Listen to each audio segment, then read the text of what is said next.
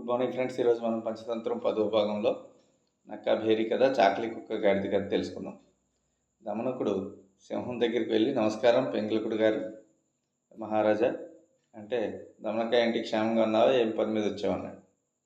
అప్పుడు దమనకుడు, ప్రభు మీ దేవాల నేను క్షేమంగానే ఉన్నాను, కానీ మీరేదో భయపడుతున్నట్టుగా ఉన్నారు. మీలాంటి పరాక్రమవంతులు భయపడితే ఎలా, నాకు ఆ విషయం ఏంటో చెప్పండి అన్నాడు. అప్పుడు పెంగళకుడు దమనకునితో, పెంగళకుడు అంటే సింహం, దమనకుడు నక్కతో, ఏం లేదో ఇందాక దాహం వేస్తుందని అడిగితే నీళ్ళు తాగుదామని వెళ్ళాను. పిడుగుపాటు లాంటి శబ్దం వినిపించింది. నువ్వు వినే ఉంటావు, అడవంతా దద్దరిల్లింది. అదేంటా అని ఆలోచిస్తున్నాను. అదా సంగతి ప్రభు, నేను ఇప్పుడే వెళ్ళి శబ్దం ఏంటో తెలుసుకుని వస్తాను. పెట్ట కొంచెం కోతగానం అన్నట్టు చిన్న జంతువులైనా పెద్ద నోరు పెట్టి అరిచేయేమో. ఒకవేళ అదే పెద్ద జంతువు అయితే మృగాలన్నీ మీ దగ్గరికి వచ్చే చెప్పేవి కదా.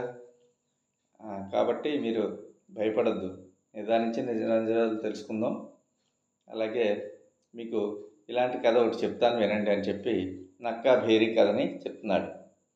అడవిలో నక్క ఉండేదన్నమాట. దానికి రకరకాల మాంసం తినడం అంటే చాలా ఇష్టం. దాని తెలివితేటల్లో ఉపయోగించుకుని ప్రతిరోజు రకరకాల మాంసాలు సంపాదించుకొని తింటుండేది. అయితే నక్కకి స్వయంగా వేటాడి పెద్ద జంతువులు తినడం అంటే సాధ్యం కాదు. కాబట్టి సింహం, పులి లాంటివి ఏమైనా తినేసి వదిలేసిన మాంసాలను తింటూ ఉందన్నమాట. ఒకసారి దానికి ఆహారం అనేది దొరకలేదు. ఆహారం వెతుక్కుంటూ బయలుదేరి అలా యుద్ధభూమి వరకు వెళ్ళింది. అక్కడ ఎన్నో రకాలైనటువంటి శవాలు, మానవులవి, గుర్రాలవి, ఏనుగులవి ఇవన్నీ కనబడాయి. అవన్నీ చూసి, అబ్బా నా పంట పండింది అని చెప్పి ఎంతగానో పొంగిపోయిందనమాట. దాని ఆనందానికి అస్సలు హద్దులు లేవు. ఇంతలో దానికి ఢమ్ ఢమ్ గర్గర్ అని సౌండ్ వచ్చింది. ఈ శబ్దం విన్న తర్వాత భయపడి, ఏదో వింతగా ఉంది, వింత జంతువు ఏదో అరిచినట్లుగా అనిపిస్తుందని చెప్పి భయపడి ఓ బండ పక్కన దాక్కుని కొంతసేపు ఆగి చూసింది. ఏ జంతువు అటువైపు రాలేదు. నక్క కొంచెం ధైర్యం చేసి ముందుకు వచ్చి చెట్టు చాటును నక్కింది. అక్కడ చెట్టు కింద యుద్ధభేరి ఉంది. గాలికి చెట్టు కొమ్మ ఒకటి దాన్ని తగులుతుండడం వలన చప్పుడవుతుందని తెలుసుకుంది. ఓరి దేవుడా, ఈ భేరు నన్ను ఎంత హెడలు కొట్టింది, ముందు దీన్ని అనుకొని ఈ భేరుని తినేద్దామని చెప్పి ఏం చేసిందంటే, దానిపై ఉన్న చర్మాన్ని కొరికి తింది.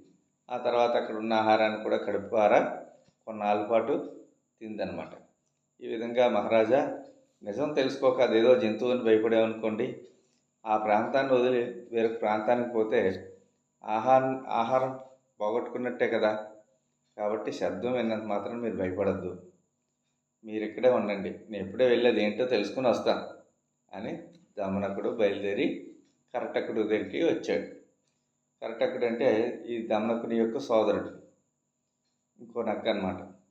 వచ్చి ఈ విషయం అంతా కూడా చెప్పాడు. రాజుగారితో ఇలా ఈ కథ చెప్పాను, ఇలా జరిగింది, నేను వెళ్ళి విషయం తెలుసుకుని వస్తానని చెప్పి వచ్చాను అని చెప్పాడు. కరటకుడు, నీకెందుకురా పనికిమాల పనులన్నీ, పరాధికారం పైన వేసుకుంటున్నావు, నీకు అక్కర్లేని పనులు మానే, నువ్వు కుక్క పని గాడి చేయబోయి తన్నులు తిని మరణించింది, అలాంటి కథ ఒకటి ఉంది, ఆ కథ చెప్తాను, అది ఎవడ పని వాడు చేయాలి వీనని చెప్పి ఆ కుక్క గాడిద చాకలి కుక్క గాడిద కథ చెప్తుంది.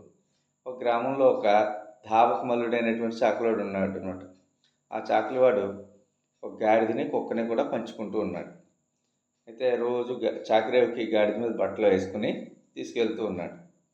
గాడిద చాలా ఎక్కువ బరువులు మోస్తుంది కాబట్టి దానికి కష్టం కాబట్టి ఎక్కువ తిండి పెడుతూ ఉండేవాడు. కుక్కకి సరిగ్గా ఆహారం పెట్టడం మానేశాడు. గాడిదని బాగా మెప్పుతున్నాడు, నాకు సరిగ్గా తిండి పెట్టట్లేదని చాలా కోపంగా ఉంది కుక్కకి యజమాని మీద. ఓ రోజు అర్ధరాత్రి చాకలి మంచి గుర్రు పెట్టి నిద్రిస్తున్నటువంటి సమయంలో దొంగ వాళ్ళ ఇంట్లో ప్రవేశించి బట్టలన్నీ మూటగట్టేశాడు. అది చూసి గాడిద కుక్కతో, మిత్రమా చూసావు, దొంగ ఇంట్లోకి దూరి మన యజమాని సొమ్మును, ఊరోళ్ళ బట్టలను కూడా పట్టుకుపోతున్నాడు, నువ్వు మరి అరువు అని చెప్పింది.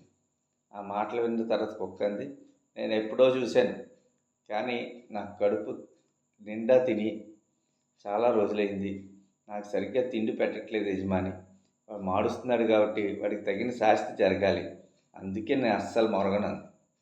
వెంటనే గాడిద, నువ్వు చాలా మోసగాడివి, నీ పని నేను చేయాలని అనుకుంటున్నారా, నాకు నోరుంది, చేయలేను అనుకుంటున్నావు నీ పని, నేను అరవగలను చూడు, మన యజమాని నేను మేల్కొల్పుతాను, దొంగను పట్టుకునేలా చేస్తాను అని చెప్పి గట్టిగా హీ హా అని చెప్పి గాడిద అరుపు అరిచిందనమాట.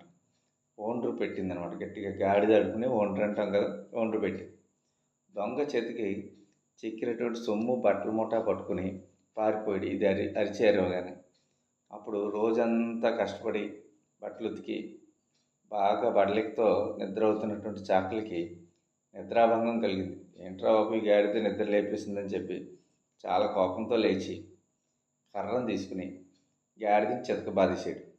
కుక్క అరవలసింది గాడిద అరిచింది. అరవడం వలన గాడిదని చావబాదాడు. ఆఖరికి చచ్చి ఊరుకుంది. ఆ తర్వాత నిజం తెలుసుకొని చాలా బాధపడ్డాడు చాకలివాడు. కాబట్టి పరాధికారం పైన వేసుకుని, వేరే వాళ్ళ పైన మన మీద వేసుకుని ఎవడో చేయవలసిన పని మనం, రాజస్థాన్లో బోల్డు ఉద్యోగులు ఉంటారు, వాళ్ళు చేయవలసిన పని మనం ఎందుకు చేయడం, దానివలన మనం కష్టాలు కొని తెచ్చుకుంటాం. కాబట్టి అది నాకు నచ్చలేదు, నీవు నా సోదరుడు కాబట్టి చెప్తున్నాను అని చెప్పింది కరటకుడు దమనకునితో. తర్వాత నీ ఇష్టం అని చెప్తే అప్పుడు కరటకుడు చెప్పిన మాటలు విని పెడచెవిని పెట్టి, మాటలన్నీ కూడా విన్నా కానీ పెడచెవిని పెట్టేసింది. అంటే పట్టించుకోలేదు ఎవరు, దమనకుడు. కరటకునితో పాటు సంజీవకంను సమీపించి, సంజీవకం అంటే ఎద్దు దగ్గరికి సమీపించి ఎద్దుతో ఏ విధంగా మాట్లాడింది, ఈ ముగింపు ఏంటి అనేది రేపు ఎపిసోడ్లో చూద్దాం. థ్యాంక్ యూ అనండి.